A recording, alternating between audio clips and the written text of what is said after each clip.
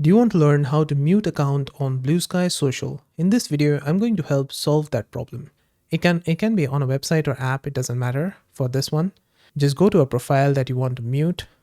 For example, this, and inside it, click on this three dots on the right on any profile and then mute the account. You can also block account from here, but let's just mute the account. And once you have muted it, it's going to show up like this, account muted. Now let's say, for example, you want to unmute this account or see your blocked list of muted users.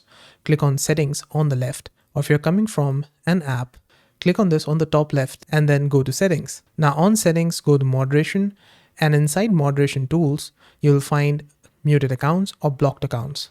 For us, for this video, we want to check out the muted accounts and we want to see this. Inside it, you will find all the muted accounts. This is the list of all the accounts that you have currently muted. So let's say we want to unmute this account. We'll click on it, go to the profile again, and then click on these three dots and unmute the account. And that's it. This is how you can mute and unmute an account on BlueSky.